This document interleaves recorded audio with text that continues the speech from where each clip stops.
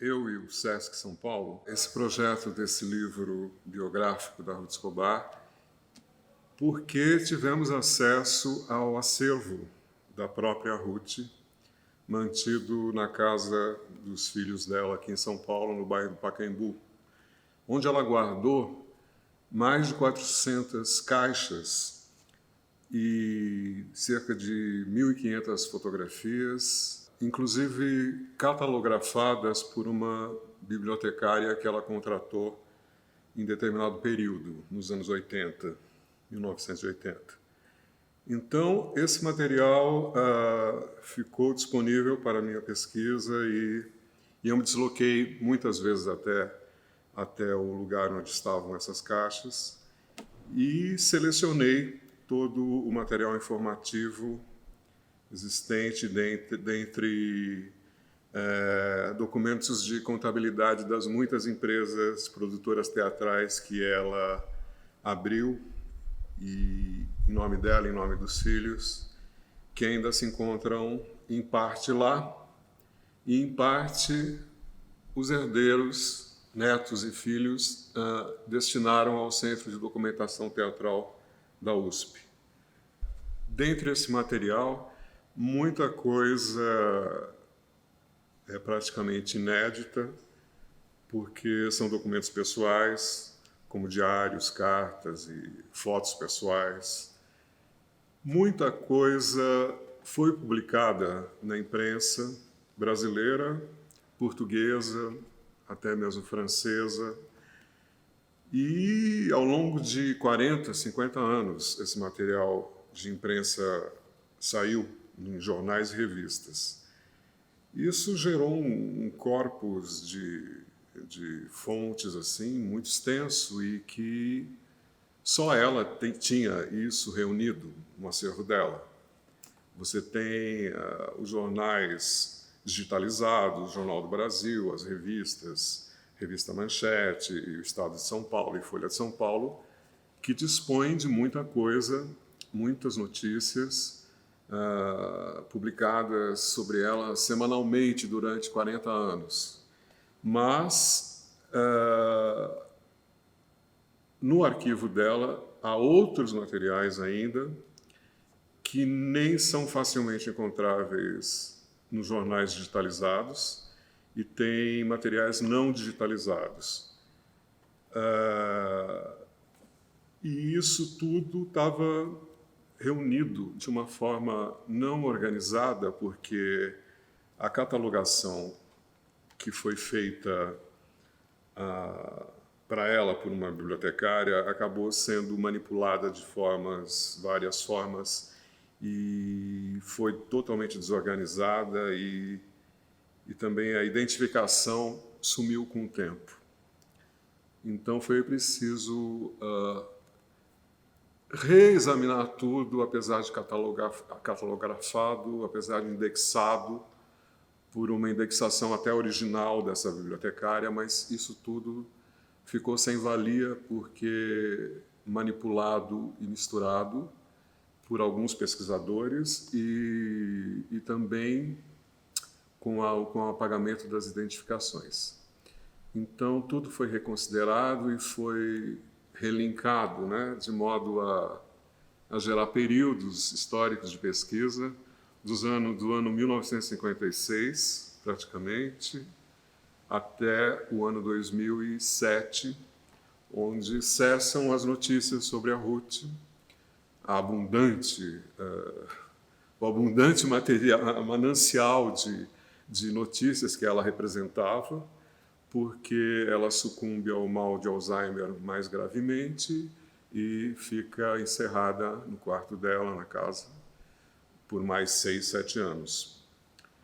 Então, isso gerou essa atividade dela enorme e até anormal em termos de produção teatral, de criação teatral também, e de participação na vida política brasileira, defesa dos direitos da mulher, defesa dos direitos políticos dos anistiados até conseguir-se a lei de anistia em 79, Então, tudo isso gerou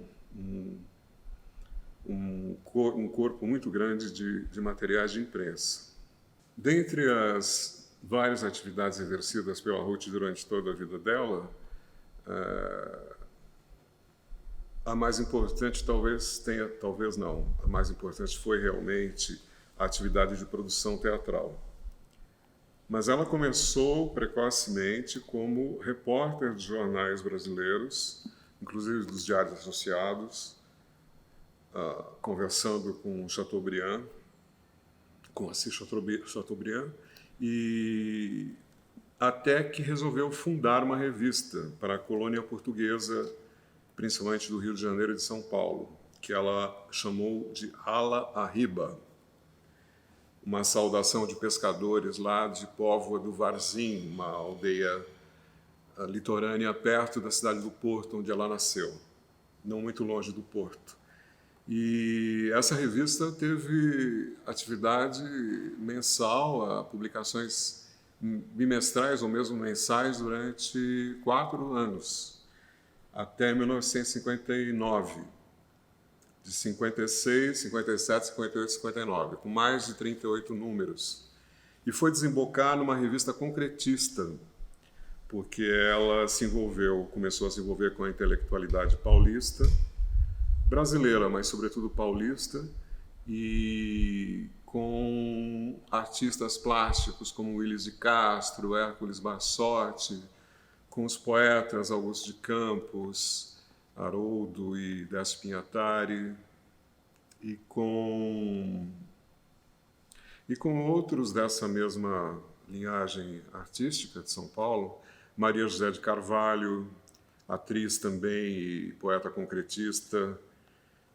E a Ruth participou do primeiro recital concretista feito em São Paulo, primeiro recital de poesia concretista no Teatro Brasileiro de Comédia, TBC, com Diogo Pacheco, o maestro Diogo Pacheco, e atores e atrizes dessa época que fizeram parte desse movimento concretista. Mas a revista concretista durou um número só, e ela resolveu retomar a vocação que ela identificava desde criança de extroversão nas peças colegiais do Liceu Português, onde ela estudou, das peças de Gil Vicente que ela interpretava. E essa paixão ela resolveu levar adiante estudando efetivamente teatro e indo para a Europa estudar com gente do calibre de Jean Vilar, de Planchon e de outros diretores, grandes diretores franceses da época, e também de uma escola teatral. E estudou 2 anos e voltou. Mas ela voltou e logo se deu conta, voltou para o Brasil, para São Paulo, logo se deu conta de que a vida de atriz não era exatamente muito confortável, como ela gostaria que fosse, porque ela dependeria sempre de uma companhia teatral, de um salário exíguo, que havia poucas estrelas que ganhavam realmente alguma coisa significativa nessa época ainda, como Tônia Carreiro, talvez, Fernanda Montenegro já.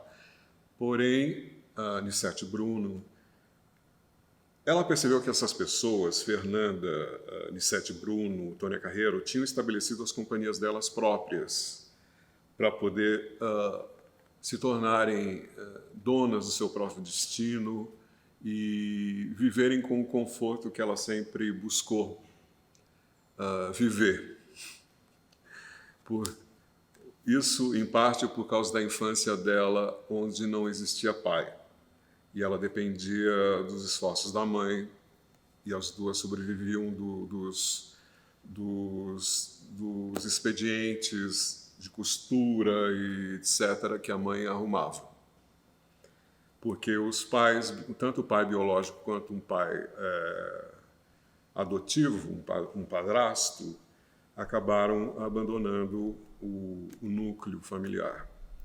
Então, a busca de conforto dela vem desse trauma fundante ainda em Portugal.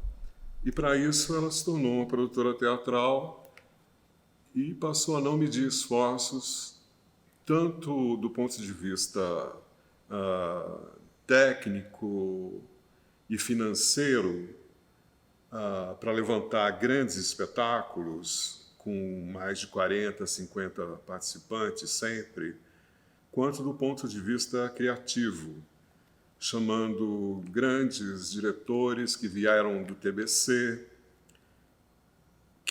como Alberto da Versa, como o próprio José Renato, que estudou com ela na mesma época em Paris, como também novos diretores que ela adotou por afinidade ideológica ou criativa, como Antônio Abujanra, que tem um dos primeiros sucessos com uma peça produzida pela Ruth. Não deu certo imediatamente, porém a Ruth era muito persistente e prosseguiu na linha de grandes espetáculos, grandes produções, com uma dezena de colaboradores, diretores, etc. Depois foi deputada. Resolveu, além de atriz, em alguns dos espetáculos dela, que ela mesma produziu, estabeleceu colaborações internacionais com diretores argentinos, como Vítor Garcia, Jorge Lavelli, argentinos, como europeus, como o francês Jérôme Savary, mesmo Peter Brook, inglês, e outros diretores ingleses e outros diretores europeus trabalharam com ela até que ela resolveu participar da vida política nacional diretamente. Essa vida política também foi importantíssima, com sua eleição durante 2 legislaturas para a Assembleia Estadual Paulista, com a presidência de um Conselho Nacional de Defesa dos Direitos da Mulher, que ela criou como estrutura de ministério em Brasília, apoiada por José Sarney.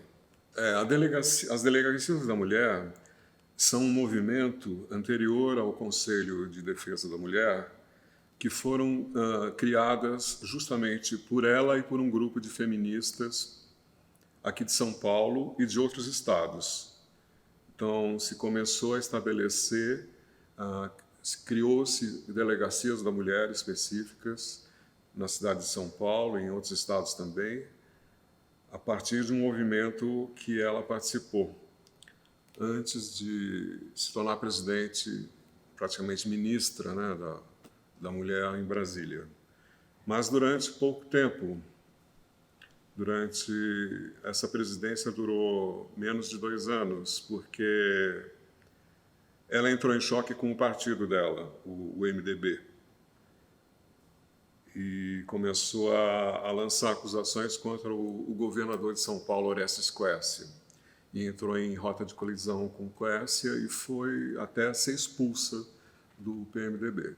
Então, nesse processo de queda partidária, ela perdeu a presidência do Conselho da Mulher em Brasília e retornou a São Paulo. Mas a importância da produção teatral é a mais duradoura. Aqui, embora a gente não tenha tantos registros em vídeo ou fílmicos, mas ainda assim temos alguns registros promovidos pela própria Ruth, porque ela sabia da efemeridade da memória teatral, que vive na memória dos espectadores, sobretudo, em fotografias apenas, e mandou fazer documentários com filmagens completas, entrevistas com dramaturgos como Fernando Arrabal, que ela encenou mais de uma vez.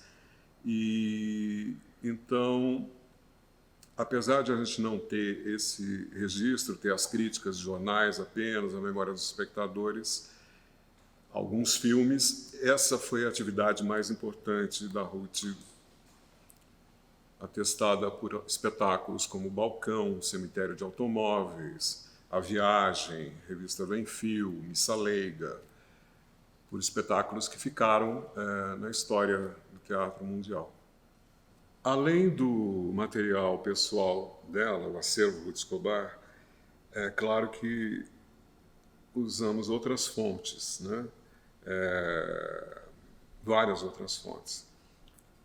Além de hemerotecas, bibliotecas, pesquisas em bibliotecas, jornais digitalizados, revistas digitalizadas, desde os anos 1950 até os anos 2000. E também de arquivos específicos sobre a censura às artes no Brasil, como o Arquivo Miroel Silveira, que está mantido hoje no Arquivo Público do Estado de São Paulo, a PESP, e arquivo do Ministério da Justiça no Rio de Janeiro, Arquivo Nacional. E eu me vali também de uma tese de doutorado escrita por Éder Sumariva Rodrigues e defendida na Universidade Estadual de Santa Catarina,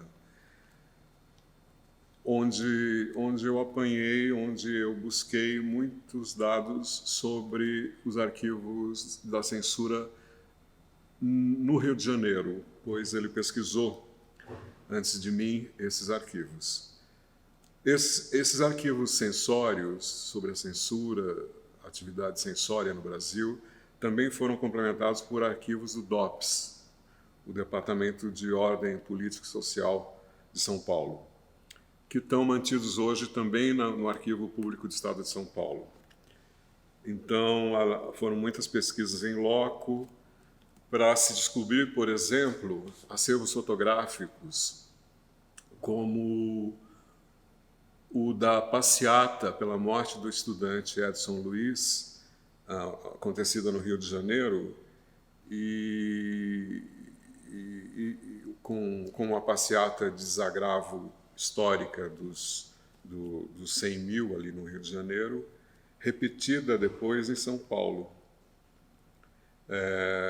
por iniciativa da Ruth Escobar, de Cacilda Becker, de Luiz Travassos e de José Dirceu, líderes estudantis estaduais e nacionais, que ficavam baseados aqui na Universidade de São Paulo, mas que Ruth e Cacilda vieram encontrar para montar um desagravo, um ato de desagravo que virou uma passeata, e então organizada sobretudo pelos estudantes e pelos artistas de teatro, e que gerou fotografias documentais de pesquisa policial por agentes do DOPS. Essas fotografias estavam no arquivo do DOPS em São Paulo. E também fotos, por exemplo, da devolução do Prêmio Saci, organizada pela Ruth e pela classe teatral brasileira, de devolução das estátuas de premiação do Saci à redação do Estado de São Paulo, do jornal Estado de São Paulo, mais uma atividade contra a censura fotografada pelos agentes do DOPS e mantida inédita no arquivo do DOPS, no Arquivo Público do Estado de São Paulo, que gentilmente nos cedeu essas imagens e gerou no livro, no volume da Ruth, da biografia Ruth, 2 galerias de fotos com esses organizadores, né, que estavam sendo fichados ali pelo DOPS. Então, os arquivos de censura foram muito ativos no registro das atividades da Ruth Escobar e de outras lideranças teatrais paulistas, principalmente Cacilda Becker. E, obviamente, que para levantar a memória de toda essa vida, entrevistamos mais de 80 pessoas ligadas à classe artística e à classe política brasileira, que, se não lembram, às vezes, exatamente de tudo o que aconteceu, ou resolveram mudar ligeiramente as versões originais. Em todo caso, elas foram cotejadas com outras afirmações, outras narrativas, tanto inéditas fornecidas a mim, quanto publicadas em muitas outras biografias, de modo a que eu pudesse chegar a um resultado onde um pouco mais da metade é verdade. A exemplo do que a própria Ruth contava sobre os fatos da vida dela, né? Conforme o público que ela tinha e conforme as necessidades, os objetivos que ela queria alcançar, ela alterava ligeiramente a ordem ou a dimensão dos fatos, e daí ela própria admitia isso e dizia que as coisas que contavam da vida dela e que ela própria contava, metade era verdade. Eu cheguei a conhecer a Ruth Escobar pessoalmente, ainda muito jovem, quando resolvi fotografar com uma câmera profissional que eu carregava e treinava como diletante, mas com uma câmera profissional, aos 18 anos, quando ela montou o espetáculo histórico A História e a Vida de David Clarke, no Teatro Municipal de São Paulo, do diretor Robert Wilson, com uma produção enorme levantada por ela própria aqui em São Paulo. Eu resolvi fotografar com essa câmera Canon e para isso pedi permissão para o produtor dela na época, que era Romano Domingues. E ele me levou até a presença da própria Ruth ali no Municipal, me apresentou, um rapaz cabeludo com uma câmera tiracolo, sem identificação nenhuma, estudante, pedindo a permissão para fotografar do balcão nobre do Teatro Municipal, da ponta do balcão nobre, o espetáculo. E ela ouviu, me mediu de alto a baixo uma vez e disse, tá liberado, pode sentar ele lá. E pronto, foi o meu primeiro contato com a produtora Ruth Escobar. Depois, como repórter de cultura no jornal Folha de São Paulo, eu recebi a incumbência de fazer levantamento para reportagens dos festivais de teatro, festivais internacionais de teatro, de artes cênicas da Ruth Escobar, em especial o 7º e 8º festivais, os últimos, que giraram em torno das culturas asiáticas, o 8º festival, e das culturas ciganas espalhadas pelo mundo, a diáspora cigana, que foi o último festival 8º. Então, como repórter de cultura, eu entrevistei-a pelo telefone longamente em 2 ocasiões e fui assistir a todos os espetáculos e resenhei todos os espetáculos. Esse foi o meu segundo contato com a Ruth, né? E, por fim, eu colaborava com a Escola do Movimento, desculpe, a Escola de Reeducação do Movimento de Valdo Bertazzo, que era colega dela de comitês pró-candidatura a Fernando Henrique Cardoso, Ruth Cardoso, promovidos tanto pela Ruth Cardoso com parceria com a Ruth Escobar. As 2 Ruths eram bastante parceiras. E Valdo Bertazzo era amigo de Ruth Cardoso e se tornou amigo de Ruth Escobar. Bom, muito antes disso, ele trabalhou com a Ruth Escobar em 1963, indiretamente como auxiliar de vendagem de lotes de ingressos para estudantes ginasianos.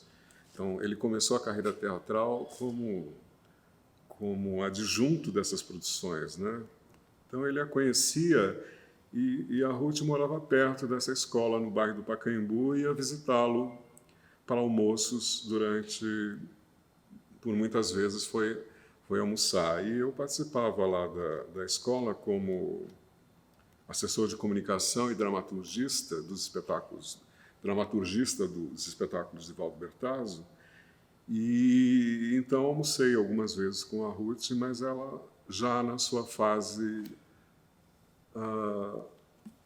em que a luz da inteligência dela já não era tão dinâmica e tão viva como sempre foi, então já nos anos 2000. Mas da convivência, não dá para dizer, porque entrevistas jornalísticas e pelo telefone, também a vi nas estreias, né, desses espetáculos. E nos almoços ela era bem tranquila, porque ela estava já um tanto... Não era aquele vulcão, não era aquele terremoto que ela sempre foi. Já estava um pouco mais interiorizada, um tanto mais interiorizada. Isso já é depois do último espetáculo dela, que foi Os Lusíadas. Os Lusíadas teve uma carreira até 2002 ou 2003. Então eu a conheci um pouco depois dessa época, também encontrei-a, né, nessas ocasiões, nesses almoços. Quanto à descriminalização à homossexualidade, de fato, a Ruth também teve ações ao promover um primeiro encontro de homossexuais no Teatro Ruth Escobar, na maior plateia, lotadíssimo, com mais de 600, 700 pessoas, onde foram debatidos temas e chamados líderes, editores do jornal Lampião, Pioneiro, e se tratou de estratégias para a descriminalização da homossexualidade. Então houve realmente esse episódio e no início da década de 60 ela montou uma peça do Bruckner, chamada Males da Juventude, onde ela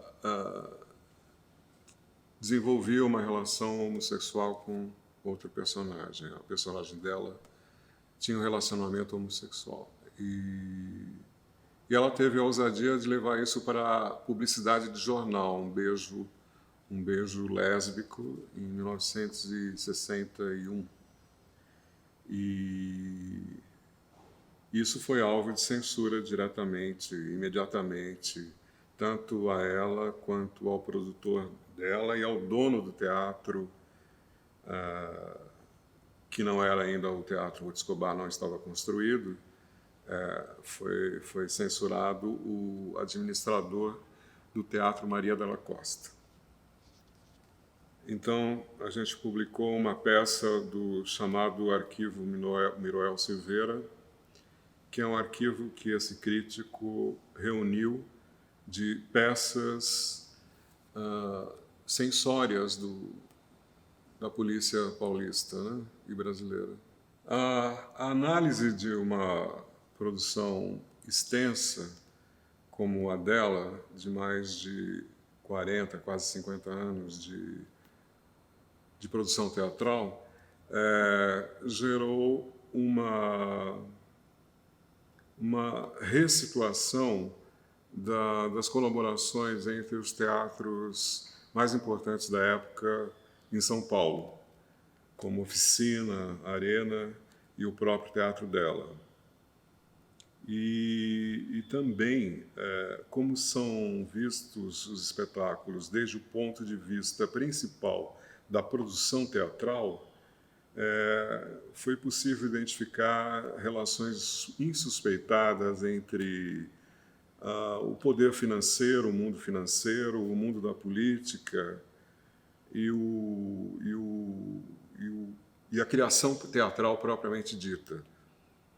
Participando aí figuras muito relevantes da vida nacional, como Carlos Lacerda, para o qual ela montou um espetáculo inteiro com direção de Antunes Filho, baseado em William Shakespeare, ou Adhemar de Barros, que contribuiu para a construção do Teatro Ruth Escobar em São Paulo, e etc, etc, etc, envolvendo também fontes políticas importantes de Portugal, como Mário Soares, principalmente, e outros ministros portugueses, primeiros ministros e presidentes. A Ruth também manteve um relacionamento especial com todos os presidentes da República a partir de 1959, desde Juscelino Kubitschek. Então, um pouco antes ainda, ela privou da companhia, da amizade dessas pessoas e foi se encontrar com João Goulart, com Jânio Quadros, e depois com Castelo Branco, não mais de uma forma tão próxima, com os ditadores da ditadura militar, quando foi necessário levar urgências da classe teatral, principalmente financeiras, né, de quebra financeira provocada pela ditadura. Então, ela passou a frequentar o poder nesses termos. Porém, com a nova República, em 1985, ela voltou a participar flagrantemente do contato, voltou a privar da quase intimidade com os presidentes da República, a partir de José Sarney. E depois também com Fernando Henrique Cardoso, principalmente, e com Fernando Collor de Mello, da qual ela foi assessora cultural em São Francisco, até se arrepender da aliança e começar a defender o impeachment. Interessante também, nesse aspecto da vida política, é que ela começou sob uma influência política muito importante do salazarismo em Portugal, com a figura do Big Brother onipresente, Antônio de Oliveira Salazar, com o retrato em todas as escolas, em todas as classes de aula, e participando da juventude, da mocidade portuguesa feminina, que era uma arregimentação parecida às organizações jovens do fascismo, do nazismo alemão e do fascismo italiano. E então ela viveu sob a égide de Salazar como um grande pai inatingível que ela não entendia e que ela às vezes odiava e admirava, até conseguir entrevistá-lo pessoalmente como repórter aos 20 anos de idade em Lisboa. Após uma série de proezas de uma volta ao mundo de 2 anos como repórter pelo Oriente, especialmente pelo Oriente, e obter do príncipe do Camboja uma foto autografada para o Salazar, solicitando o contato diplomático oficial entre os dois países, que não havia. E com esse álibi ela foi entregar a foto autografada pelo príncipe Sihanouk ao Salazar e pôde assim entrevistá-lo. Depois ela diz que ela não conseguiu entrevistá-lo, porque ela foi entrevistada pelo Salazar, tamanho o poder de perseverança dele, a autoridade que ele emanava, etc. Ela contou esse episódio na própria revista dela, La Riba, numa crônica, onde ela diz, o nome da crônica é Salazar, o homem que eu não entrevistei, em que ela diz que ela talvez tivesse ido lá para matá-lo, para um atentado. Então ela acabou construindo essa versão de que ela odiava o ditador e foi tentar um atentado contra a vida dele, né? Ela divulgou essa versão muitas vezes, mas o artigo da revista A La Riba, que na edição do Sesc da biografia vai estar num caderno especial junto ao e-book, esse documento, essa crônica dela sobre Salazar, ela aborda aspectos psicológicos dessa dependência do português da geração dela frente à figura do Salazar. E ela pediu para o Salazar para ela ir acompanhar uma comitiva na África, em Moçambique. E depois de quase um ano, ela recebeu a passagem e foi fazer a viagem, fez a viagem à África, Moçambique, e como assessora de imprensa do governo português. Uma permissão obtida diretamente com Salazar, né? Ela conversou com Marcelo Caetano para isso, que depois foi presidente de Portugal, ou primeiro-ministro, e foi a inauguração de um estádio na cidade de Lourenço Marques, na capital moçambicana, inauguração pelo presidente português Craveiro Lopes. E nesse episódio ela trocou de aeronave num trajeto, e a aeronave anterior, onde ela estava, menor, caiu e todos os repórteres ocupantes morreram. Então ela escapou da morte nesse episódio, porque os ocupantes foram devorados pelas feras num parque de caça moçambicano. E na ocasião da inauguração do estádio, ela foi ao microfone, convidada, e passou a denunciar o esquecimento dos repórteres, a falta de ações de resgate e etc. Daí ela sofreu a primeira prisão dela e acusação de comunismo, etc. Ela disse que foi o batismo político da vida dela em Moçambique, com esse infortúnio da morte dos outros jornalistas no avião onde ela deveria estar originalmente. É meio ousado eu chamar o Sartre para dizer que eu estou me inspirando. Realmente me inspirou, mas não que eu tivesse seguido, que eu tivesse conseguido seguir esse método científico à risca, porque ele exige muito aprofundamento de todas as situações examinadas, etc. Isso eu pude fazer na minha tese de doutorado, que é uma outra biografia sobre o dramaturgo Túlio Carella, onde eu utilizo o método regressivo-progressivo do Sartre, método que ele lançou mão, que ele criou e lançou mão para escrever as suas próprias biografias. Principalmente a biografia de Flaubert, a última obra da vida dele, em vários volumes, 3 volumes imensos, e ainda inacabada. A biografia de Flaubert, O Idiota da Família, a biografia e também, principalmente, a biografia de Jean Genet, que chama-se Santo e Mártir.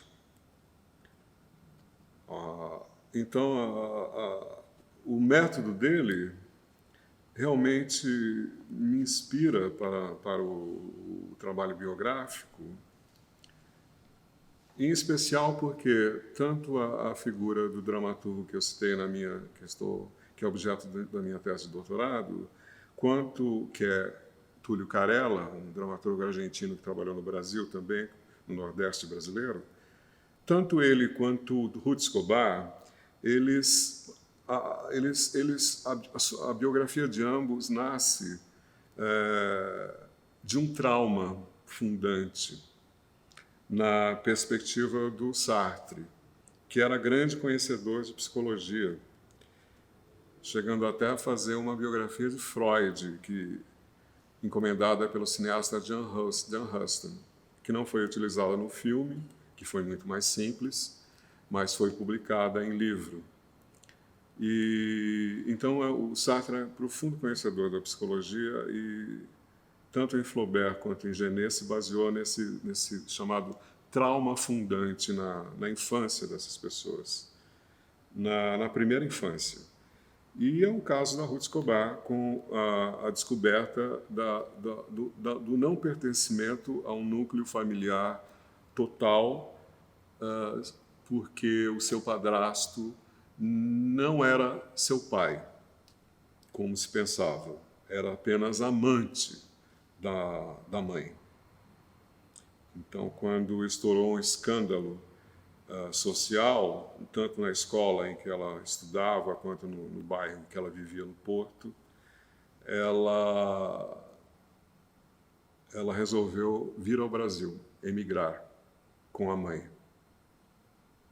Então, daí a minha inspiração, a minha admiração também, talvez sobretudo, pela obra biográfica do Sartre.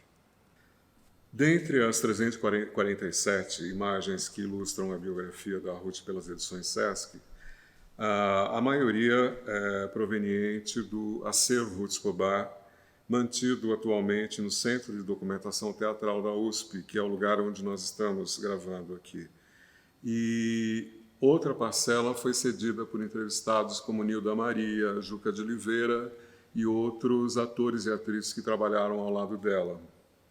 Foram gentilmente cedidas. E ainda acervos de policiais, da censura paulista e censura federal, dentre outras fontes.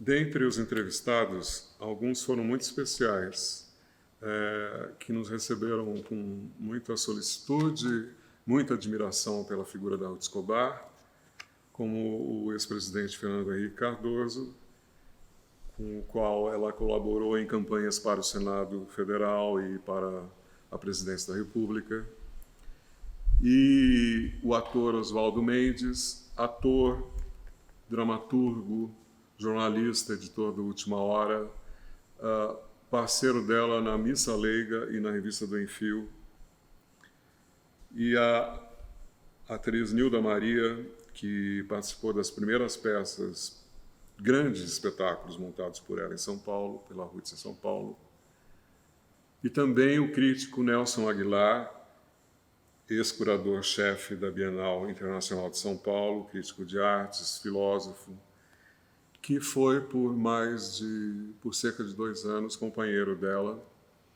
e colaborou assim muito proximamente da montagem de O Balcão e do relacionamento que esse casal manteve com o escritor Jean Genet, quando da visita do Genet a São Paulo para conhecer o Balcão, a montagem do Balcão.